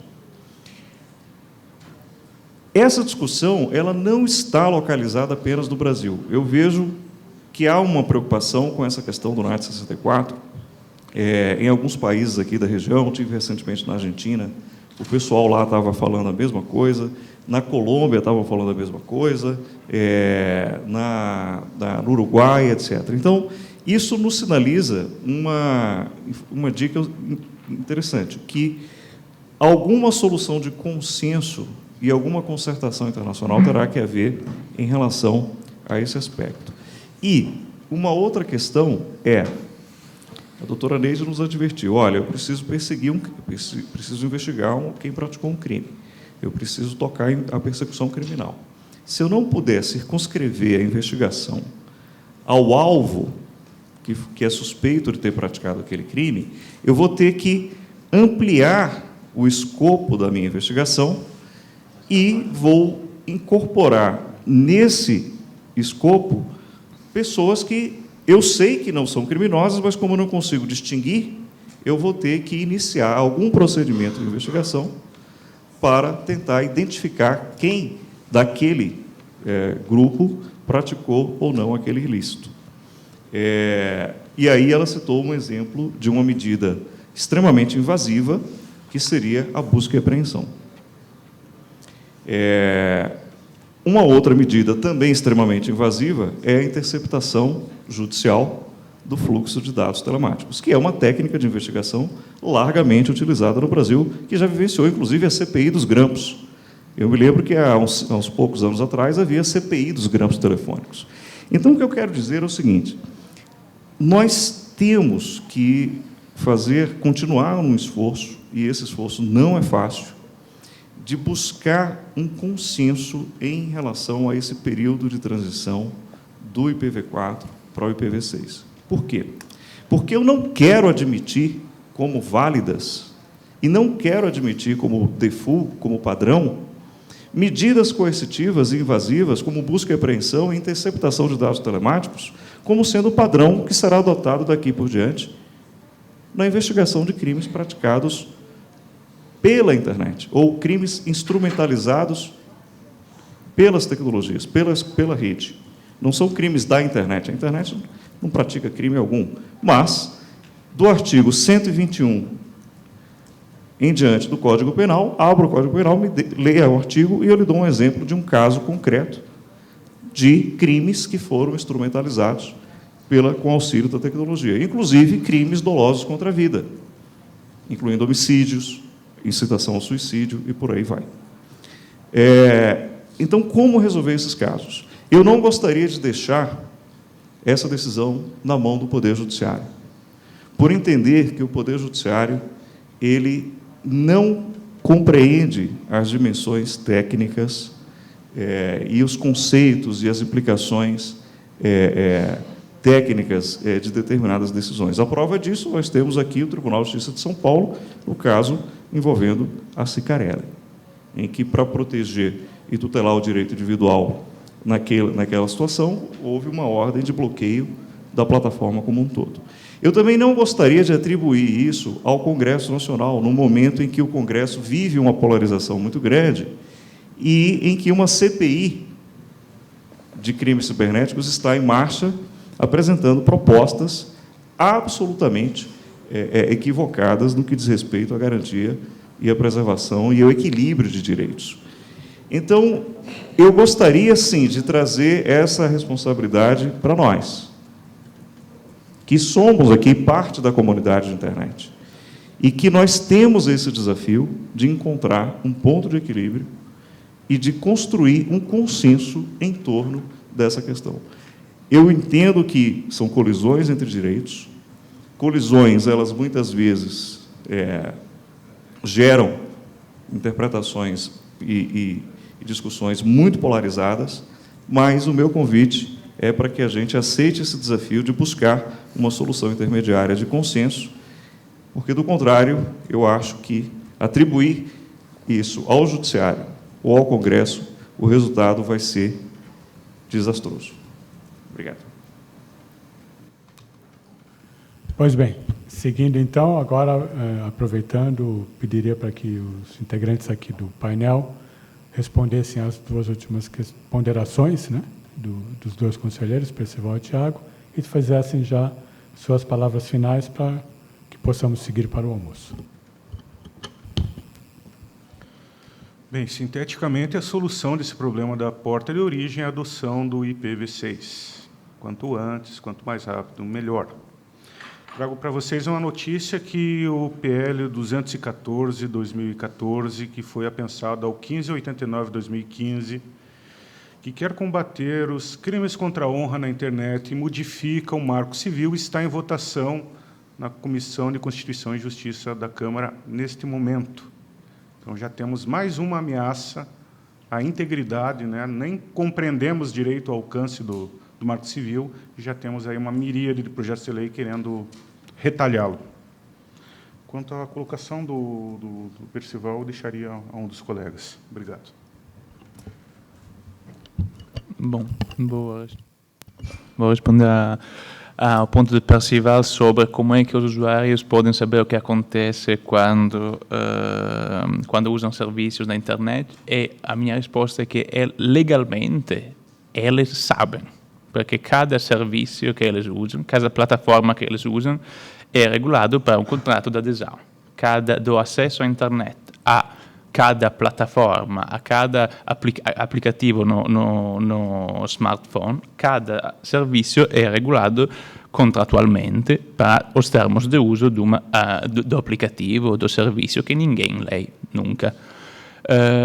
Nesse sentido, no CTS a gente está finalizando agora um relatório sobre o projeto de termos de uso de direitos humanos, onde a gente avaliou o respeito dos direitos humanos nos termos de uso de 50 plataformas. O relatório, teoricamente, devia ser publicado a semana passada, mas foi ligeiramente atrasado, vai ser publicado em 2 semanas. E, além disso, a gente vai também organizar uma discussão no IGF sobre os termos de uso como instrumento de regulação da internet. Então, se alguém é interessado a participar ativamente ou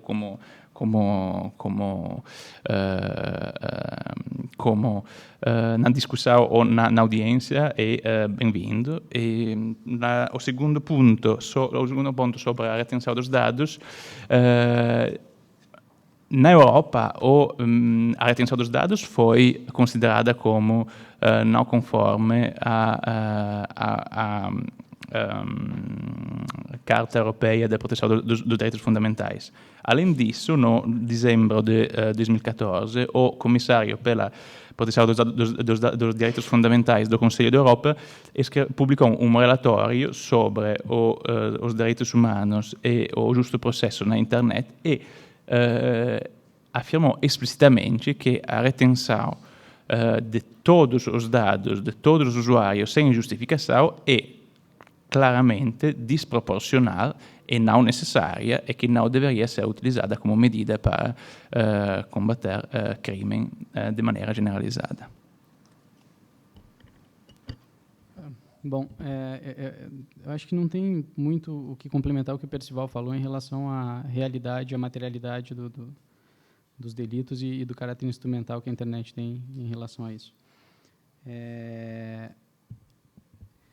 E só sobre a questão dos logs, eu acho que a ponderação do Tiago ela é muito precisa em relação a isso. O que a gente precisa é, de fato, uma solução que resolva esse problema com uma verdadeira observância do espírito da lei. Eu acho que o essencial para isso é que a gente volte para ler o relatório do Molon quando ele fala do parágrafo 1º do artigo 10, como eu falei anteriormente, sem que a gente precise se colocar uma verdadeira guerra, né? Na verdade, é disso que se trata qualquer processo de adoção ou de institucionalização de política pública ou de instituição de uma legislação. Basicamente, porque está dito no texto do Marco Civil que o provedor vai entregar as informações de registro juntamente com outras informações que o pleiteante comprovar que são necessárias para a identificação do indivíduo. Aí é que eu gostaria só de agregar mais um elemento para a nossa reflexão, essa coletiva proposta por Tiago. A identificação do indivíduo ela não se faz única e exclusivamente com identificadores lógicos que estão ligados a ele. A identificação do indivíduo se faz por um conjunto de evidências evidências que são circunstanciais e que são evidências permanentes em relação à existência desse indivíduo em sociedade e que gera a percepção da autoridade que faz a persecução criminal de que aquele indivíduo é um indivíduo que precisa ser colocado abaixo do que diz a lei. E aí eu acho interessante que me parece que tanto essa ideia de a gente já positivar em um dispositivo a porta lógica ou a tecnologia X ou Y ou qualquer coisa que seja, ela viola a presunção de inocência, que é a mesma presunção de inocência que diz que a gente não quer violar mediante um pedido liminar sumário automático de busca e apreensão ou de interceptação telemática. As duas coisas são exatamente a mesma coisa em termos ontológicos, em natureza. O que muda, talvez, é uma espécie de grau do quanto essas coisas são invasivas em relação à privacidade do indivíduo. Então, nesse sentido, acho que a pergunta, a reflexão do Tiago é muito boa e a gente precisa perguntar e olhar para os trabalhos preparatórios do Marco Civil, para o verdadeiro espírito da lei, que está contido em toda essa documentação, seja ela formal, seja ela essa documentação que vem sendo produzida com rigor científico e metodológico, para a gente saber se o texto do Marco Civil já não cobre isso, para evitar que a gente se ponha a pelear na esfera pública para fazer prevalecer o interesse desse ou daquele grupo social, no sentido mais amplo da palavra, na sua interação com os demais grupos da sociedade. De resto, é isso. O Observatório da Internet, observatoriodainternet.br, vai divulgar, já divulgou o texto completo da lei em italiano e em português, e vai divulgar a tabela que eu mostrei para vocês nos próximos dias. Acessem esse site, ele é pouco acessado ainda, mas ele tem uma quantidade monstruosa de informações, porque a gente segue o espírito de chupinhar tudo que está na internet, num grande mosaico de feeds de notícias e produções. Por aí. Obrigado.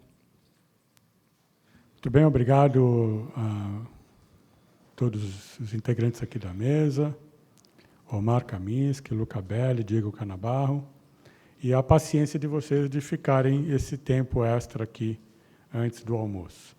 Então, nos voltamos às 14 horas. É isso, né? 14 horas está marcado. Então, 14 horas voltamos aqui.